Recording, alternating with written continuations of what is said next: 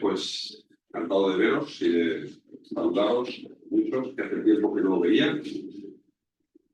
Y feliz año a todos. Vamos a, si me acompañáis, a Romanos capítulo 12. Vamos a continuar con nuestros estudios en Romanos. Pero verdad que estoy con la voz un poco... Ayer estuvimos jugando a un juego y me emocioné tanto, grité tanto, que es que ya me he quedado sin voz. Muy apasionado. Entonces vamos a Romanos capítulo 12 y lo hemos titulado así, sacrificio vivo, que es, en realidad es un oxímoron, esa palabra rara que está cada vez más de moda, ¿no? Que es cuando dos ideas contrapuestas, ¿no? Se juntan. Es como este silencio atronador, dos cosas diferentes que se juntan en una sola frase, ¿vale? Entonces, ¿cómo puede un sacrificio ser vivo? Y esto es un poquito de lo que vamos a hablar. Ahora, cuando escuchas la palabra sacrificio, ¿qué te sugiere? ¿Qué te trae a la cabeza?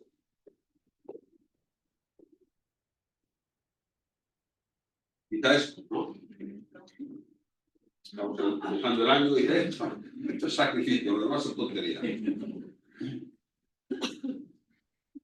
Este soy yo hace unos años. No me he puesto la cara así para que no me viera así. Otros piensan en esto, voy a sacrificar de comer cosas que no debiera, ¿no? Esto es realmente un sacrificio, ¿no? Cuando nos ponemos a dieta, estamos sacrificando algo, ¿no? Y otros piensan en esto, ¿no? Por ejemplo, cuando estás estudiando una oposición, sacrificas muchos años, a veces de tu juventud, de tus fiestas, de tus amigos, de salir por ahí, juerga, para estar ahí delante de un ordenador, estudiando, ¿no? Esforzándote mucho, ¿no? Es como que pierdes algo para ganar otra cosa. Y en el sacrificio está este concepto de que cuesta algo. Nos sacrificamos cuando esto tiene un coste. Si no hay coste, no hay sacrificio. ¿Vale? En la Biblia vemos muchos sacrificios. El libro de Levítico nos abruma con tantos sacrificios. Pero este es un sacrificio. ¿Qué sacrificio es este? ¿Quiénes son estos dos? Caín y Abel, ¿no? ¿Este fue el primer sacrificio? No. ¿U otro? El jardín de Edén, quizá cuando Dios sacrificó un animal para vestir a Adán y Eva, ¿no? Con pieles, ¿no? Primer y último sacrificio han sido de Dios. En el Edén y cuando Cristo murió en la cruz, el sacrificio básico, ¿no? Ahora, un sacrificio implicaba, ¿verdad? Ahora, Dios se agradaba de sacrificios especiales, en este caso un cordero que se ofrecía en holocausto en expiación por el pecado, ¿no? Cuando derramaba su sangre. No hay remisión de pecados si no hay derramamiento de sangre. Este es un sacrificio típico. ¿Quién es este? Abraham, ¿no? E Isaac, ¿no? Entonces el ángel de pie, ¿no? Aquí tenemos otro sacrificio que quizá más complicado. Este es el rey David. ¿Os acordáis? Cuando hizo un censo y Dios dijo, no, esto está mal lo que has hecho. Entonces el ángel de Jehová empezó a destruir el pueblo. Y entonces se detuvo en una era, y aquí él sacrificó para que la matanza parara. Sacrificó, que fue realmente Jerusalén, donde se construyó después el templo. Y es ahí donde dice que no ofreceré a mi Dios sacrificios que no me cuesten nada. ¿Te acordáis? Esa frase. Y por supuesto, el sacrificio definitivo de Jesús en la cruz. Él entregó, como hemos cantado, no solamente su alma, sino su cuerpo. De esto vamos a hablar, del cuerpo también. Ahora, Romanos 12.1, que vamos a leer ahora, es un pasaje que seguramente muchos conocéis de memoria. Lo que hemos aprendido cuando me convertí, fue uno de los primeros pasajes que me aprendí de memoria. Y habla esto de un sacrificio vivo. ¿Cómo puede ser esto? Ahora, antes de meternos a leer el pasaje, simplemente para contextualizar un poquito dónde está este pasaje, ¿no? Este pasaje está en Romanos, y Romanos tiene esta estructura muy clásica que ya hemos visto varias veces. la idea general de la epístola a los romanos es que el Evangelio, Pablo del Evangelio, es poder de Dios para salvación a todo aquel que cree. Esa es la idea general de la epístola a los romanos. Es una epístola eminentemente que trata de la salvación, que habla de la soteriología, dirían los teólogos, ¿no? Nos explica cómo podemos ser salvos, ¿ok? Y este es el índice clásico, y ahora ya pasamos a una de las últimas partes de Romanos, que está en Romanos capítulo 12, del 12 al capítulo 15, ¿vale? Y aquí vamos a hacer un cambio muy importante. Hemos hablado de los principios esenciales para obtener la salvación, y ahora vamos a ver, bueno, cómo, una vez siendo salvos, cómo practicamos esta justicia de la que nos habla Dios. ¿Cómo ponemos en práctica, ya que hemos sido salvos, los principios morales que todos debemos, ¿no? Ya, realmente Romanos 12 va a hablar como de tres temas. Uno es nuestra actitud para con Dios, que es lo que vamos a ver hoy. Después vamos a estar varios meses hablando de este pasaje, del capítulo 12. Hemos ido muy rápido por Romanos, ahora vamos a ir muy despacio, ¿vale? Y es la actitud para con los hermanos, y va a hablar de los dones y de que nos amemos fraternalmente unos a otros. Y luego, la última parte de Romanos habla un poco de nuestra actitud con los paganos, aquellos que no son cristianos. Aquel que te hace mal, ¿cómo has de responder? El que te maldice, ¿cómo has de responder? Pagar a todos, ¿no? Bien o mal, por ejemplo. Ahora, vamos a leer Romanos 12, versículo 1 al 2. Dice así. Así que, hermanos, os ruego por las misericordias de Dios que presentéis vuestros cuerpos en sacrificio vivo, santo, agradable a Dios, que es vuestro culto racional. No os conforméis a este siglo, sino transformaos por medio de la renovación de vuestro entendimiento, para que comprobéis cuál sea la buena voluntad de Dios, agradable y perfecta. La palabra de esta es casi una predicación, ¿vale? Pero vamos a hacerlo mal. He hecho un bosquejo que os voy a decepcionar hoy, ¿no? Porque no todo empieza por la misma letra. Pero todo acaba por la misma letra. Que es, vamos a hablar de estos 5 puntos muy brevemente: es la motivación, la dedicación, la distinción, la transformación y la verificación. ¿Ok? Y luego, para acabar, vamos a ver la aplicación. ¿Vale? Y esto lo vamos a hacer en esto. Va. Entonces vamos a ir al pasaje y empezamos con la motivación. Ahora, ¿cómo animamos a alguien a hacer algo? De esto se dedica la gente de, no sé, de marketing, no sé, lo que yo no estoy, ¿no? ¿Cómo hacer que alguien haga lo que tú quieres que haga, y además que lo haga con gozo? Esto también se dedica a los pastores. Que hagas lo que queréis que hacer, pero además con gozo. Ahora, ¿cómo animar a la gente a hacer lo que queréis que haga? Pues hay varias formas. Yo recuerdo que tenía un compañero, espero contar una vez, un compañero un residente, es una persona que está por debajo de mí, ¿no? En el trabajo. Que en las sesiones clínicas de medicina, pues yo era muy exigente y estábamos así, imagínate, en la sesión de medicina con todos los médicos y yo le hacía preguntas. A ver, Moisés, ¿cuáles son las 3 causas de meningitis con glucosa baja en el líquido cefalorraquídeo tal? Y él, no lo sé. Siguiente pregunta. A ver, Moisés, ¿cuál es la bacteria que produce? No lo sé. A ver, Moisés, ¿cuál es no sé qué? No lo sé. Y así, una sesión tras otra sesión, tras otra sesión, tras otra sesión. Yo, mi objetivo era animarle para que brillase, ¿no? Con mis preguntas así tan difíciles, que él pudiera decir algo bueno. Pero él siempre fracasaba. Hasta que un día dejó de venir a las sesiones. Estaba tan hecho polvo, tan hundido en la miseria. Entonces, un día me lo encuentro y digo, ¿qué es que pasa? Que ya no vienes a las sesiones, ¿no? Y dice, claro, es que, fíjate, estoy ahí con, era R4, o sea, ya era bastante avanzado, estoy ahí con los R1, que estaba aprendiendo, y me estás machacando tanto que ya cuando estoy en la guardia, los residentes del primer año no confían en lo que les digo tienen que hacer, porque creen que no tengo ni idea, ¿me entendéis? Entonces dije, bueno, lo que tenemos que hacer es motivar a Moisés a estudiar y a ser un buen residente y tal.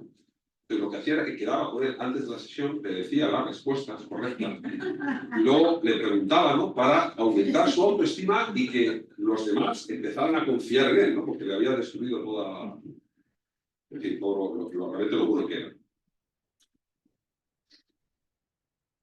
Moisés luego llegó a ser un gran amigo mío, fue la primera tesis que hice yo, fue con Moisés, o sea que nos hemos reconciliado, para que lo sepáis. Pero aprendí mucho que no basta, ¿sabes?, con machacar a la gente para que la gente haga lo que tú quieres que haga. Eso no es para lo mejor. Ahora, cuando leemos ese texto, no dice esto. Os advierto, hermanos, Pablo, ¿no?, por la cuenta que os trae. No dice eso, que bien lo podría decir, ¿no? De hecho, a los corintios a veces dice, bueno, como me, ¿sabes?, como me ponga serio, tengo capacidad para destruir, no solamente para edificar. Pero a los hermanos en Roma dice, mirad, así que, hermanos, os ruego por las misericordias de Dios. De otra forma de entrar, de animar a los hermanos a hacer lo que tú quieres que hagan, ¿no? Y utiliza esta palabra, os ruego, esta palabra es muy bonita en el original, y habla de esto básicamente, es la misma palabra para exhortar, os exhorto, hermanos. La idea es un poco eso, que nos anima, nos urge, y la base que hay para que nos anime es las misericordias de Dios. No dice la misericordia de Dios, dice las misericordias de Dios que os he estado hablando durante estos 11 primeros capítulos de Romanos. Ahora, cuando echáis la vista atrás, te das cuenta de lo que Dios ha hecho por ti, dónde estabas, cuál fue el mecanismo por el cual Dios te salvó, que tienes paz para con Dios, Romanos 5:1, que estás justificado por la fe, por su gracia, que te has resucitado con Cristo, que puedes presentar tus miembros en sacrificio vivo para agradar a Dios, que la lucha en Romanos 7, pero que fíjate lo que hace Romanos 8, ¿no?, que el Espíritu Santo está en ti, que te capacita, que todas estas misericordias que ha hecho Dios son la motivación que tienes para actuar, para ahora sacrificarte. Ahora, ¿os acordáis de los 10 mandamientos? Están en el capítulo 20, los 10 mandamientos. Ahora, si tú lees los 10 mandamientos, por la gente se lee los 10 mandamientos. No tendrás dioses ajenos delante de mí. No, que va 1, 2, 3, 4, 5. Ahora, se olvidan de lo que dice justo antes de los 10 mandamientos. ¿Qué dice justo antes de los 10 mandamientos? Dice, yo soy Jehová, tu Dios, que te saqué de la esclavitud, de la tierra de Egipto. La motivación para obedecer a Dios es recordar que Él te ha sacado de servidumbre. Te saca de una servidumbre para volver a una servidumbre en libertad a Dios. La motivación que tenemos para adorar a Dios es lo que Dios ha hecho por nosotros. No es un Señor oscuro que nos manda, nos manda, nos manda. Es un Padre amoroso que ha dado todo lo que podía para que eso cambie nuestra mente y nos motive a obedecer. Ahora, seguimos un poquito más adelante, dice, ¿y qué dice? Dice que presentéis vuestros cuerpos en sacrificio vivo, santo, agradable a Dios, que es vuestro culto racional.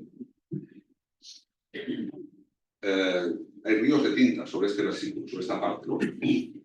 Ahora, en Roma, en el mundo antiguo, en Grecia, no solamente en el mundo greco-romano, sino realmente cualquier sacrificio se hace para obtener un beneficio de Dios.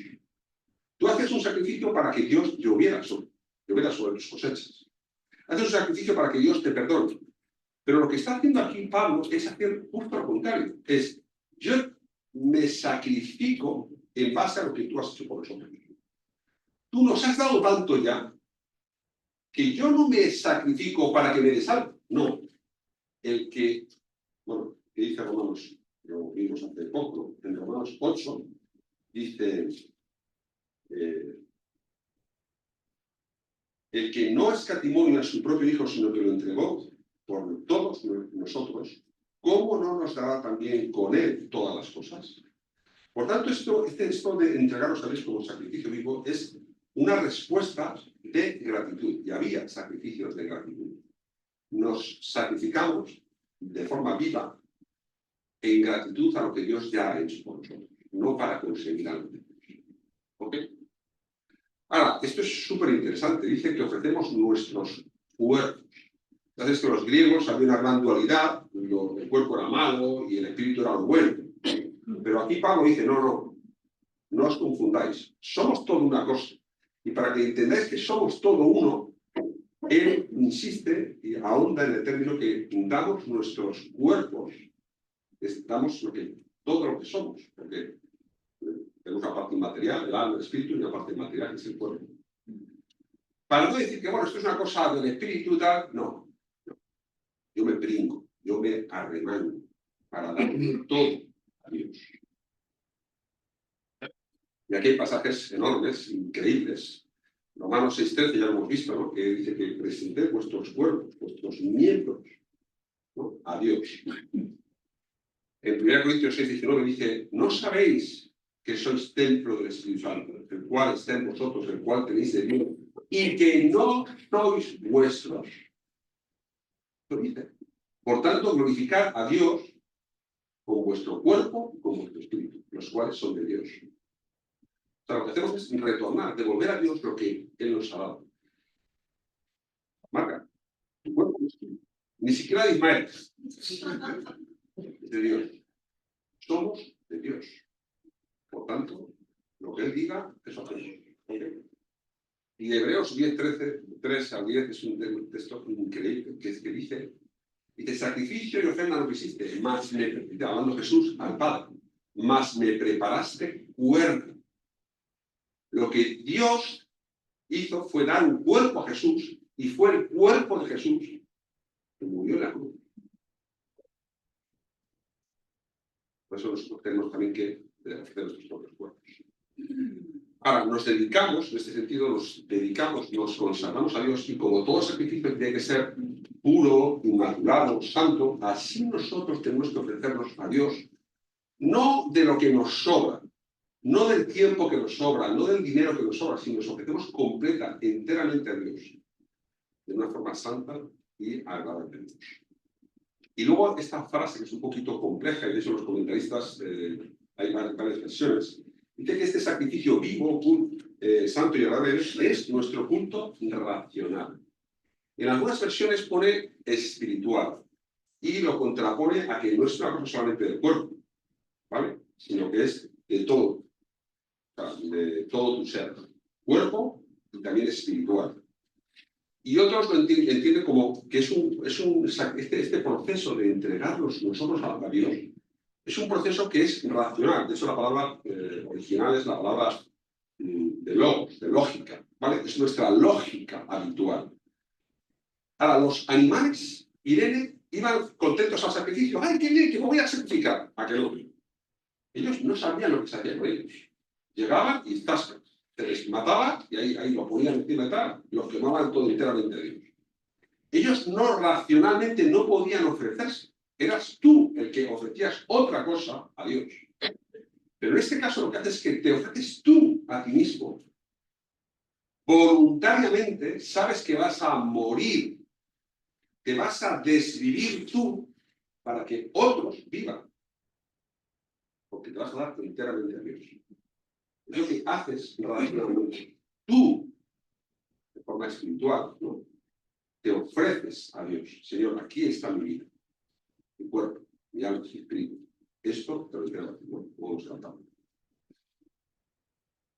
Ahora, vamos a ser un poquito más prácticos y vamos a esta parte del versículo 2. Dice, no os conforméis. Ahora, en base a todo esto dice, no os conforméis a este siglo, a este mundo, ¿no? Dice, bueno, no os conforméis a este siglo. Ahora, esta palabra, conformada, precisamente otra vez en el Nuevo Testamento, en 1 Pedro 1:14, esa palabra conformar es, la palabra viene de la palabra esquema, en el original. No sigamos el esquema de este mundo, no sigamos el molde, no os amoldéis a este mundo. No saltemos a la coma, no sé si habéis la coma, ¿no? Entonces, ahora, la forma en la que saltas depende del ritmo con los que te están, ¿no? Entonces, si va más rápido, pues tú tienes que saltar más rápido. Y si va más lento, tienes que saltar más lento. ¿Sí o no? Entonces, quien determina la velocidad a la que saltas no eres tú, es lo que está por la comba. De alguna forma, tenemos que a veces pensar, oye, la vida de ajetreo que vivo, ¿la vivo porque yo quiero vivirla o porque me la están marcando otro? Jesús nunca tuvo prisa, nunca, jamás. Siempre iba tranquilo. Entonces, yo que soy completamente conforto a Jesús en este sentido. Siempre voy a estar con prisa, agobiado. La gente dice que ya no me interrumpe porque me ve tan agobiado que a ver si me va a molestar. ¿Sabes? Es tremendo. Entonces, oye, a ver, Miguel, no me conforme a este siglo, a este mundo. A ver, hay cosas que tenemos que hacer con agilidad, ¿no? Pero, ¿cuál es la gente que me está dando, ¿no? La compra, ¿no?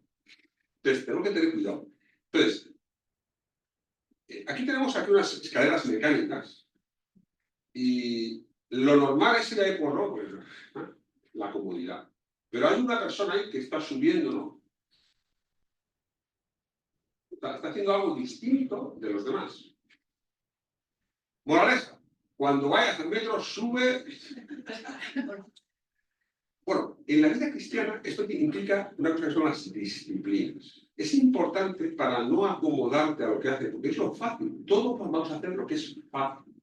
Pero acordaos, un sacrificio es algo costoso. Para sacrificarte tú mismo tienes que practicar unas disciplinas para cuando llegue el momento. Y las disciplinas, no hay que hacer ejercicios regulares, aunque te disciplina tiene un coste. Hay disciplinas espirituales que son importantes para no conformarnos a este siglo, que son la oración, que son leer la palabra todos los días, que es hacer tu devocional, que es estar con hermanos una y otra vez, que es escuchar predicaciones, que es hacer el bien. ¿Cuántas cosas cuando te levantas por la mañana dices, oye, Señor, qué bien voy a poder hacer hoy? Es una disciplina. Pensar de antemano cuál buena obra voy a poder hacer hoy. Para mí por la vida, ¿verdad que soy bien? No me acuerdo. No. Vas con proactividad, anticipando qué cosas buenas puedo hacer a los demás. ¿Ok? Y luego, de alguna forma, tenemos que tener discernimiento para cuándo tenemos que ir en contra. Ahora, estamos en el mundo, pero no somos del mundo. Entonces, ¿en qué sentido nos distinguimos del mundo? Si no nos conformamos a este siglo, en un sentido, estamos viviendo de una forma distinta a este mundo. ¿En qué sentido los demás nos dicen, a ti te veo diferente, haces las cosas de forma distinta, tienes valores diferentes? ¿En qué realmente te distingue? ¿Saben en tu trabajo, saben en tu comunidad que eres cristiano? ¿Por qué? Porque haces cosas diferentes. ¿Por qué? Bueno, la verdad que, eres cristiano. No creo que tengo pasado, que alguien te diga, ¿eres cristiano? Yo soy cristiano y no sabía que eras cristiano. Está aquí el vecino de aquí al lado, no sabía que era, no, es horrible, ¿no? ¿En qué sentido? Tú cuando vas en un avión, pues, de repente ves uno que te dice, oye, empieza a predicarte el evangelio. Y tú dices, madre mía, si yo soy el pastor de la iglesia, hay una persona aquí en el avión que me está intentando predicar el evangelio. Y entonces, no, si soy pastor evangélico, ¿sabes? Me ha pasado. Y alguien intenta predicarte el evangelio y resulta que tú, calladito, nunca dices eso. ¿Cómo sabe la gente que eres diferente, distinto a los demás? Ahora, en el mundo esto lo vimos en el retiro de iglesia con Lucas Martín. Esta frase la vamos a leer, dice, los cristianos, es una epístola de Neto, estaba intentando explicar a un superior cómo eran los cristianos. Y dice lo siguiente, los cristianos no se distinguen de los demás hombres ni por su tierra, ni por su lengua, ni por sus costumbres. No habitan ciudades propias, ni emplean un dialecto peculiar, ni llevan un género de vida especial. Paramos aquí. Los cristianos vivimos en este mundo, tenemos que ser de este mundo. Comemos la misma lechuga que mis compañeros y la misma paella y vestimos de la misma forma, o sea, no tenemos que ser diferentes en esas cosas. Vivimos en este mundo. Dice, su doctrina no ha sido descubierta por la fantasía o especulación de ingeniosos hombres, ni profesan como otros una enseñanza humana. Habitan en ciudades griegas y bárbaras, según el caso de cada cual, y siguen las costumbres de los habitantes del país, tanto en el vestido como en la comida y en el resto de la vida. Somos similares en ese sentido. Pero muestran un tenor de vida admirable y, a juicio de todos, increíble. Este estilo de vida. Habitan en su propia patria, pero como forasteros. Participan de todo como ciudadanos y todo lo soportan como extranjeros. Toda patria les es extranjera y toda patria les es patria. Son, pero no son. Se casan como todos, tienen hijos, pero no exponen a los recién nacidos. Comparten la mesa, pero no la cama. Están en la carne, pero no viven según la carne. Pasan su vida en la tierra, pero son ciudadanos del cielo. ¿Cómo nos distinguimos de nuestro entorno? ¿Qué diferencia hay entre los cristianos y los paganos? No os conforméis a este siglo. Tenemos que reflexionar sobre esto. ¿Cómo me distingo de los que no creen en Cristo?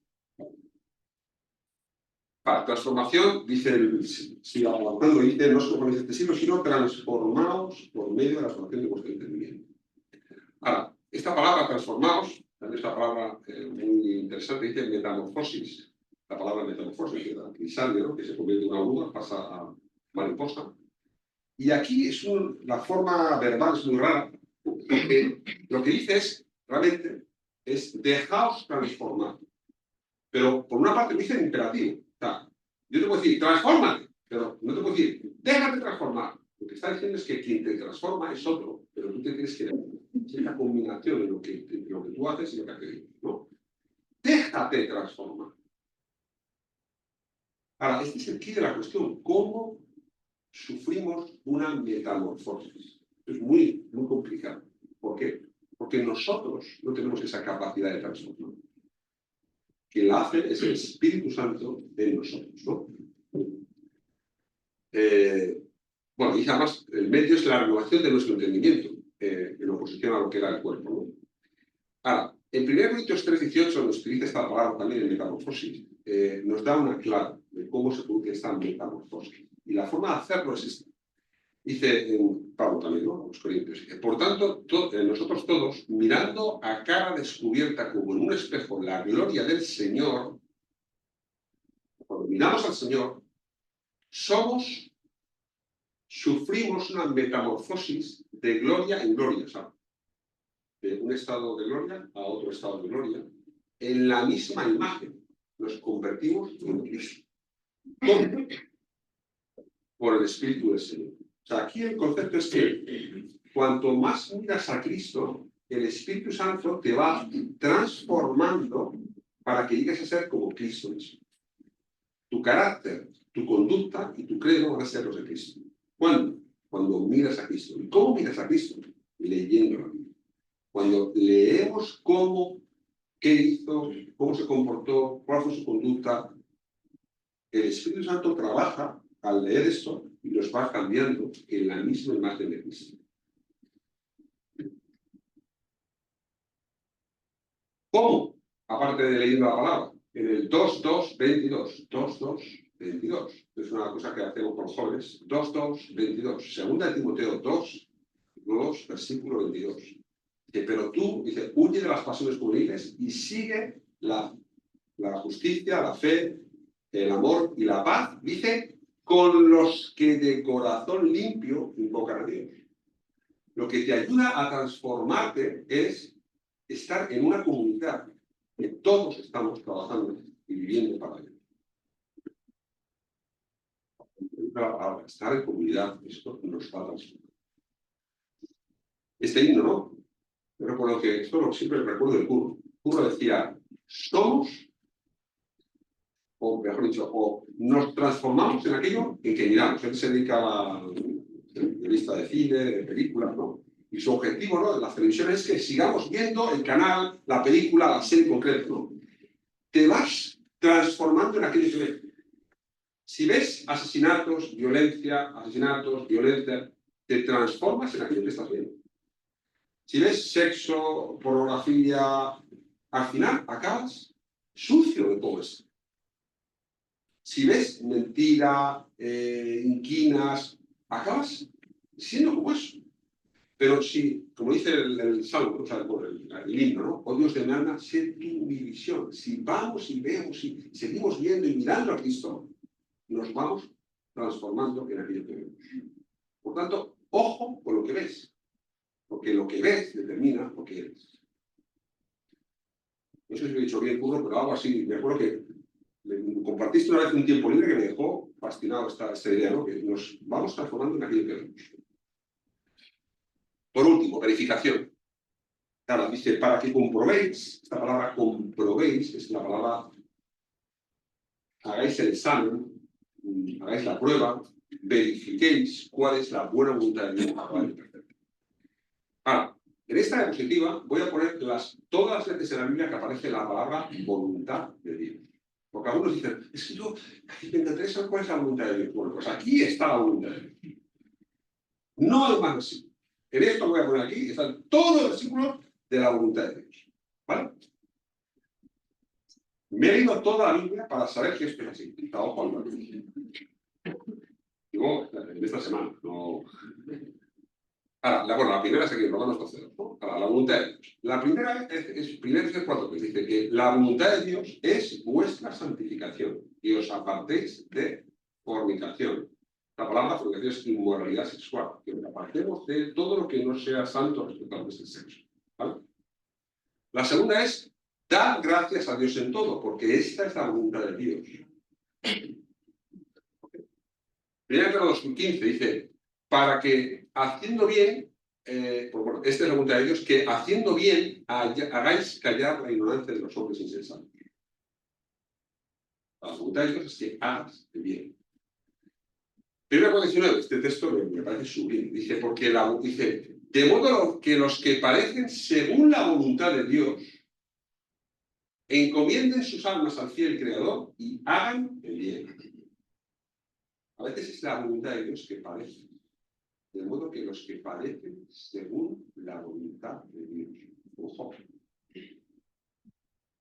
¿Cuál es lo que tiene tu respuesta? Que entrego mi vida, mi alma, al fiel Creador y no me autocompadezco, sino hago el bien. Es necesaria la paciencia, porque habiendo hecho la voluntad de Dios, obtengáis la promesa. Hacer la voluntad de Dios incluye tener paciencia. ¿Vale? Y el penúltimo, dice, 1 Juan 2:17, dice, el mundo pasa sus deseos, pero el que hace la voluntad de Dios permanece para siempre. Así que esto tiene una buena recompensa. Hay un texto más. Bueno, esto de comprobéis, estéis, protegéis, controléis. Ahora, a veces, podemos decir, oye, entre lo bueno y lo malo, bueno, ya sabemos lo que Dios quiere, lo bueno. Eso es más fácil, ¿no? Pero a veces ocurre esto, ¿no? Que entre lo bueno y lo bueno. Entonces, ¿qué es lo que más agrada a Dios? Hay cosas que no está claro que sean malas, pero son cosas buenas. Pero entre lo bueno y lo mejor, es difícil escoger. Entonces, por eso, la última vez que aparece la palabra esta, la voluntad de Dios, es Efesios 5:17, dice que no seáis insensatos, sino entendidos de cuál es la voluntad de Dios. Ahora, muchas veces es importante buscar la voluntad de Dios, en oración, con hermanos, repasando la palabra, teniendo un olfato espiritual. Yo creo que el Señor me está llamando a hacer esto. ¿Vale? La voluntad de Dios es agradable. Y es perfecto. Jesús, cuando fue a la cruz, estaba cumpliendo la voluntad de Dios. Y saber que su voluntad es perfecta y es agradable, no es desagradable, es agradable, nos ayuda a obedecer. ¿Vale? Vale, vamos a parar aquí ya y vamos a la aplicación. Ya estoy pasando un minutito seguro. Bueno, me voy a quedar un poquito, ¿no? He quedado rápido. Vamos a hacer algo distinto hoy. Por la aplicación lo vamos a hacer entre todos, ¿ok? Entonces, voy a pedir que os juntéis en grupos aquí de 3 o 4 o 5 personas y que contestéis entre todos vosotros estas 2 preguntas, ¿vale? Que pongáis en práctica todo esto que hemos hablado. ¿Vale? Vamos a ver aquí y lo pasamos. ¿Ok? La primera pregunta sería esta. ¿Puedes poner algún ejemplo práctico en cómo diferenciarte de la corriente de este mundo? Oye, entre todos está. Y la segunda sería, ¿podrías poner un ejemplo de algún sacrificio que realizarás esta semana?